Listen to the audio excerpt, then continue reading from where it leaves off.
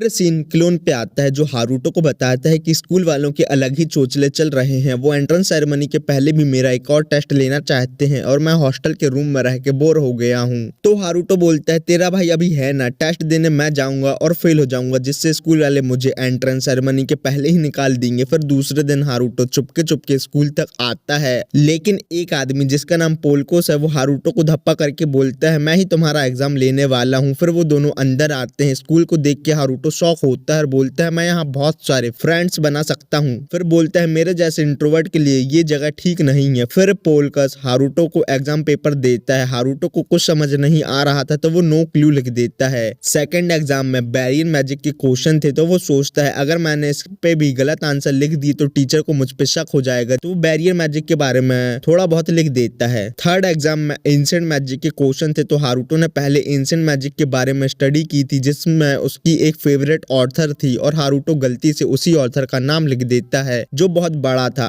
और बोलता है मेरा एग्जाम हो गया। पोलकस बोलता है अब तुम्हारा माना लेवल मेजरिंग टेस्ट होगा। हारूटो बोलता है आप लोग कोई तकलीफ नहीं लो, मेरा माना लेवल 2 है बस। लेकिन तब भी पोलकस हारूटो को माना मेजरिंग टेस्ट के लिए ले जाता है। हारूटो बोलता है अच्छा है, इस टेस्ट के बाद स्कूल वालों को खुद ही पता चल जाएगा कि मैं कितना नल्ला हूँ और वो मुझे निकाल देंगे। फिर पोलकस हारूटो को एक बुटकी टीचर के पास छोड़ देता है जो उसका टेस्ट लेगी। बुटकी टीचर एंशिएंट मैजिक में रिसर्च करती थी। फिर वो हारूटो के आंसर शीट देखती है। हारूटो को लगता है कि अब बुटकी टीचर उसको फेल कर देगी, लेकिन यहाँ उल्टा ही होता है। बुटकी टीचर को हारूटो के आंसर बहुत पसंद आते हैं और सबसे ज्यादा उसको एंशिएंट मैजिक के आंसर पसंद आते हैं क्योंकि हारूटो ने जिस बुक से वो आंसर लिखे थे उस बुक की ऑथर और कोई नहीं बुटकी टीचर ही थी। फिर बुटकी टीचर हारूटो का माना लेवल चेक करती है। जैसे ही हारूटो क्रिस्टल में अपना हाथ रखता है क्रिस्टल बहुत तेज शाइन होता है और टूट जाता है। बुटकी टीचर और पोलकस ये देख के हैरान होते हैं। बुटकी टीचर हारूटो को अपनी रिसर्च लैब ज्वाइन करने का ऑफर देती है, लेकिन हारूटो ऑफर को रिजेक्ट करके वहां से बाहर आ जाता है। फिर हारूटो क्लोन के पास आता है और क्लोन को ये सब बताता है। फिर वो दोनों डिसाइड करते हैं कि हम इस बार एग्जाम में पास हो गए तो क्या हुआ, अगली बार हम दोनों एग्जाम में पक्का फेल हो जाएंगे। दूसरे दिन क्लोन एंट्रेंस सेरेमनी के लिए रेडी हो रहा था। हारूटो ने क्लोन के ऊपर डिफेंस बैरियर लगा दिया था और 4 क्लोन को एक मैजिक गन देती है अपने प्रोटेक्शन करने के लिए। फिर क्लोन अपनी एंट्रेंस सेरेमनी खत्म करके अपने रूम की तरफ जा रहा था, तभी वो देखता है कि सामने से स्कूल का पॉपुलर ग्रुप आ रहा है। तो क्लोन साइड से जाने लगता है, लेकिन उस ग्रुप का लीडर रुकने को बोलता है, लेकिन उसने हारूटो को नहीं एक दूसरी लड़की को रुकने को बोला था। वो लीडर स्कूल का वाइस प्रेसिडेंट था और उस लड़की ने उसको अच्छे से ग्रीट नहीं किया था। तो वो लड़की और कोई नहीं काट वाली लड़की थी जिसका नाम आयरिस है। हारूटो वहां से जाने लगता है और आयरिस से टकरा जाता है। तभी लीड क्लोन से बोलता है कि तुम इस लड़की को बताओ कि सीनियर को ग्रीट कैसे करते हैं। क्लोन मनी मन बोलता है मुझे खुद नहीं पता, तो मैं इस लड़की को कहां से बताऊंगा। फिर क्लोन पेट दर्द का बहाना मार के वहां से जाने का ट्राई करता है, लेकिन लीडर को उसका प्लान समझ आ जाता है और वो क्लोन के ऊपर अटैक कर देता है, जिससे क्लोन को ज्यादा डैमेज नहीं होता क्योंकि हारूटो ने उसके ऊपर डिफेंस बैरियर लगाया था। लीडर ये देख के हैरान होता है कि क्लोन को कोई डैमेज क्यों नहीं हुआ। क्लोन दर्द में होने का नाटक करता है, लेकिन इस बार लीडर क्लोन के ऊपर बहुत ही पावरफुल मैजिक अटैक करने वाला था। तो क्लोन आयरिस को बचाते हुए लीडर के ऊपर मैजिक गन से अटैक कर देता है और वहां से भाग जाता है और हारूटो को आकर ये सब बताता है। हारूटो क्लोन से बोलता है यहाँ मैं सब हैंडल कर लूंगा, तुम यहाँ से जाओ। तभी हारूटो के घर के नीचे एक लड़की आती है जो लीडर के साइड से एक बैटल इनविटेशन लेके आई थी और हारूटो से बोलती है अगर तुम इनविटेशन को रिजेक्ट करते हो तो तुम्हारी फैमिली की बेइज्जती होगी, अगर तुम जानबूझकर हारते हो तो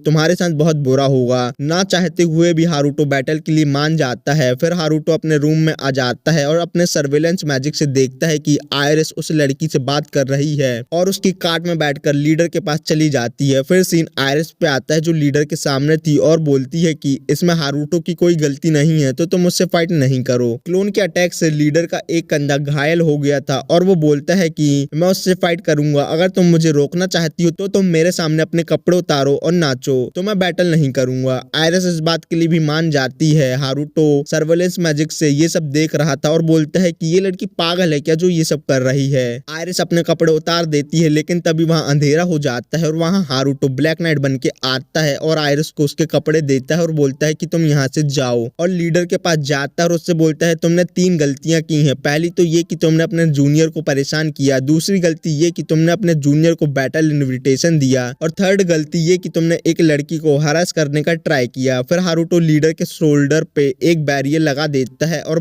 जब तक तुम अपना बैटल इनविटेशन वापस नहीं लेते हो तब तक ये तुम्हारे ऊपर लगा रहेगा, और अगर तुम मैजिक करने का ट्राई करोगे तो ये और टाइट हो जाएगा। तब भी लीडर मैजिक करता है और उसको बहुत दर्द होता है। फिर हारुतो वहां से चला जाता है और फिर सब नॉर्मल हो जाता है। फिर दूसरे दिन हारुतो स्कूल जाता है और सब लोग हारुतो से बोलते हैं तुमने लीडर को मार के बहुत अच्छा काम किया, लीडर बहुत बेकार और बुरा है। हारुतो सोचता है ये बात इन लोगों को कैसे पता चली। फिर पूरे स्कूल में यही बात हो रही थी कि हारुतो ने लीडर को हरा दिया है। हारुतो फिर अपने रूम की तरफ जाने लगता है, लेकिन रास्ते में उसको बुटकी टीचर पकड़ लेती है और बोलती है कि तुम मेरी रिसर्च लैब ज्वाइन कर लो। हारुतो बोलता है मुझे इसमें कोई इंटरेस्ट नहीं है। फिर बुटकी टीचर उसको बताती है कि स्कूल में 2 कोर्स होते हैं, पहला है कि तुम एक नाइट बन जाओ और किंगडम की आर्मी को ज्वाइन कर लो, और दूसरा ये कि तुम किसी मैजिक पे रिसर्च करो और एक रिसर्चर बन जाओ, और वैसे भी तुमको एंशिएंट मैजिक में रिसर्च करना पसंद है। हारुतो बोलता है हाँ। बुटकी बोलती है कि तुम मेरी लैब ज्वाइन कर लो। हारुतो मना कर देता है। तभी वहाँ लाओस आता है और बोलता है हारुतो बड़े दिनों बाद मिले, और उसकी तरफ एक पंच मारता है। हारुतो पंच को डॉज करता है और उसको गिरा देता है और बोलता है ये लड़का कौन है जो मुझे मारने आ रहा था। तभी हारुतो के पीछे मारियाने आती है। फिर हारुतो को पता चलता है कि जिस लड़के को उसने गिराया है वो और कोई नहीं लाओस है। फिर बुटकी टीचर, मारियाने और लाओस एक दूसरे से लड़ने लगते हैं कि हारुतो मेरी क्लास ज्वाइन करेगा, तुम्हारी नहीं। लेकिन तभी वहाँ आयरिस आती है और बोलती है कि हारुतो मुझे तुमसे कुछ बात करनी है। हारुतो को ये एक मौका लगता है और वो आयरिस के साथ वहाँ से चला जाता है और बाकी सब ये देखते रह जाते हैं। फिर आयरिस और हारुतो बहुत दूर आ जाते हैं। फिर हारुतो आयरिस से पूछता है तुमको मुझसे क्या बात करनी है। आयरिस बोलती है मुझे तुमको थैंक्स बोलना है क्योंकि कल तुमने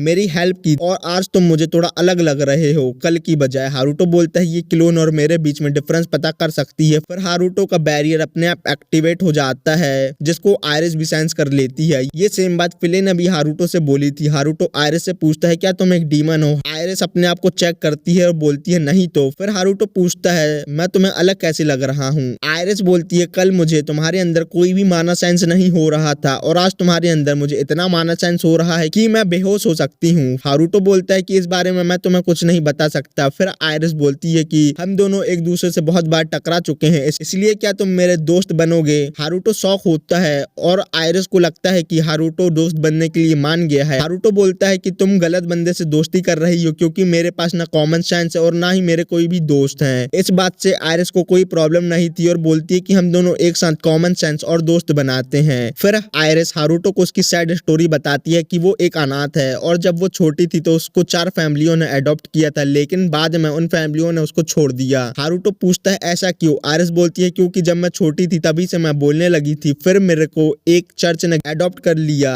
और वहां पर एक फादर मेरा अच्छे से ख्याल रखते थे, लेकिन जब मैं 5 साल की हुई तो फादर भी मर गए और मैं उसी दिन के बाद से ज्यादा इंसानों से बात नहीं की, इसलिए मैं यहाँ पे आई हूँ ताकि मैं सभी लोगों से दोस्ती कर सकूं। हारुतो बोलता है सबसे पहले तो तुम मुझे अपना नाम बताओ। फिर सीन यहाँ कट होता है और हॉट स्प्रिंग पे आता है जहाँ फ्ले, लीजा और चार नहा रहे थे। चार को लगता है कि हारुतो के साथ कुछ इंटरेस्टिंग हुआ है तो वो वहां से चली जाती है। फ्ले लीजा को बताती है कि वो डीमन किंग के साथ काम करती थी और उनके लिए मॉन्स्टर को इकट्ठा करती थी और जो मॉन्स्टर डीमन किंग के साथ अच्छे से व्यवहार नहीं करते थे वो उनको भगा देती थी, और बताती है कि डीमन किंग ह्यूमन और डीमन के बीच में समझौता कराना चाहते थे ताकि डीमन अच्छे से रह सकें, और इसलिए डीमन किंग ने ये डिसाइड कर लिया था कि वो क्वीन के हाथों मारे जाएंगे। लेकिन फाइट के पहले ही डीमन किंग ने सभी मॉन्स्टर को वहां से भेज दिया था। लीजा बोलती है क्या वो ह्यूमन में रिकार्नेट होना चाहते थे ताकि वो ह्यूमन और मॉन्स्टर के बीच में समझौता करा सकें। फ्ले बोलती है कि हारुतो ही डीमन किंग है और उनको अपनी पास्ट लाइफ की मेमोरीज याद नहीं है। लीजा पूछती है कि डीमन किंग का नाम क्या था। फ्ले बोलती है कि डीमन किंग का नाम आयरिस फिलिया था।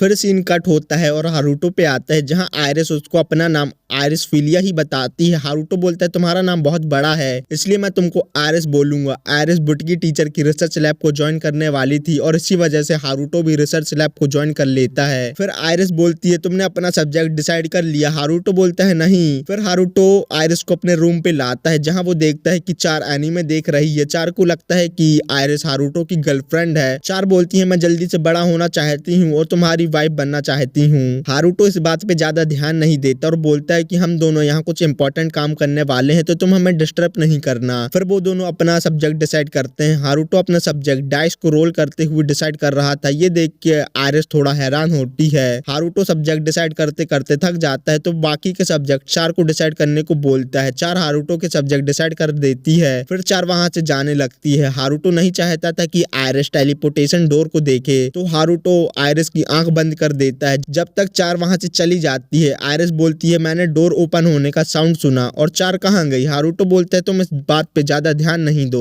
फिर दूसरे दिन 4 और हारुतो सो के उठते हैं, जहाँ 4 हारुतो को उसका शेड्यूल बताते हैं कि आप अपने एंट्रेंस टेस्ट के हिसाब से क्लास सी में हो और आप अपने आप को इम्प्रूव करके क्लास ए में जा सकते हो। फिर हारुतो अपनी क्लासेस देखता है जो कि हाई ग्रेड की क्लासेस थी जो कि 4 ने उसके लिए चूज की थी। हारुतो बोलता है 4 भी कितनी पागल है, लेकिन जो भी हुआ ठीक हुआ। अगर मैं हायर ग्रेड में पढ़ूंगा और सब टीचर को लगेगा कि मैं अच्छा स्कोर कर सकता हूँ लेकिन मैं फेल हो जाऊंगा, जिससे वो लोग मुझे स्कूल से निकाल देंगे, ये मेरे लिए अच्छा ही है। फिर हारुतो टेलीपोर्टेशन डोर से लीजा के पास आता है और वो दोनों स्कूल जाने लगते हैं, लेकिन उनको डोर के सामने आयरिस दिखती है। फिर हारुतो आयरिस और लीजा को एक दूसरे से इंट्रोड्यूस करवाता है और आयरिस को पता चल जाता है कि लीजा एक डीमन है। लीजा को भी आयरिस थोड़ा अजीब लग रही थी। फिर वो तीनों स्कूल आ जाते हैं जहाँ आयरिस क्लास ए में थी और उसको जानकर हैरानी होती है कि हारुतो इतना टैलेंटेड होती हुए भी क्लास सी में कैसे है, लेकिन वो वहां से अपनी क्लास में चली जाती है। लीजा हारुतो से बोलती है आपको पक्का भरोसा है ना वो एक डीमन नहीं ह्यूमन ही है, क्योंकि मुझे समझ नहीं आ रहा वो क्या है। हारुतो बोलता है वो एक ह्यूमन ही है, तुम टेंशन मत लो। फिर हारुतो अपनी क्लास में आ जाता है जहाँ सब लोग उसको घूर घूर के देख रहे थे।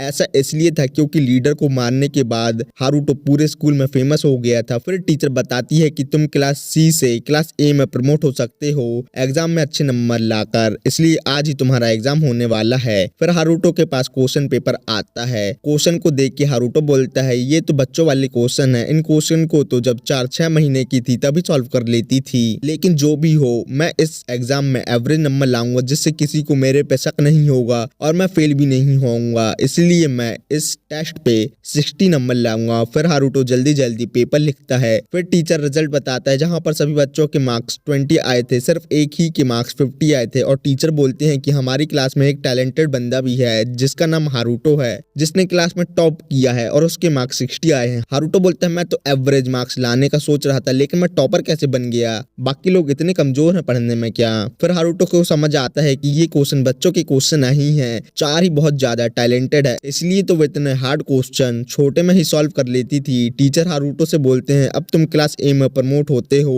फिर हारुतो क्लास ए में जाता है जहाँ लाओस और आयरिस को पकड़ के अपने साथ ले जाते हैं। फिर वहाँ टीचर आती है। हारुतो के लिए लाओस और आयरिस लड़ रहे थे, ये देख के टीचर बहुत गुस्सा होती है और बोलती है कि तुम फर्स्ट बेंच में बैठकर बातें कर रहे हो। और आयरिस और हारुतो से बोलती है तुम ही वो दोनों हो ना जिसने बुटकी टीचर की रिसर्च लैब ज्वाइन की है, इसलिए मैं तुम पर ज्यादा नजर रखूंगी। ये टीचर बुटकी टीचर की राइवल थी। फिर आज वो टीचर मेन एलिमेंट और सब एलिमेंट के बारे में बता रही थी। आयरिस के पास सभी एलिमेंट थे लेकिन उसकी लेवल 5 थी, बस यहाँ पर ज्यादा इंपॉर्टेंट बात नहीं हो रही है तो मैं इसको स्किप कर देता हूँ। फिर टीचर हारुतो और आयरिस को उसकी रिसर्च लैब को ज्वाइन करने का बोलती है लेकिन वो दोनों ही इस बात को रिजेक्ट कर देते हैं। फिर वो दोनों साथ ही में बुटकी टीचर के पास जाते हैं और बताते हैं कि हमें आपकी रिसर्च लैब ज्वाइन करनी है। ये सुनकर बुटकी टीचर और पोलकस बहुत खुश होते हैं और इस बात पे वो हारुतो और आयरिस के लिए आज पार्टी रखते हैं, जहाँ पार्टी में हारुतो नहीं क्लोन आया था क्योंकि हारुतो क्लास अटेंड करके थक गया था। फिर क्लोन वहां से जाने लगता है लेकिन वहां पोलकस के चिल्लाने की आवाज आती है। क्लोन और बाकी लोग जाकर देखते हैं तो वहाँ एक येलो बाल वाला लड़का है। क्लोन बोलता है ये तो एक लाश है। बुटकी टीचर बोलती है ये कोई लाश नहीं है, ये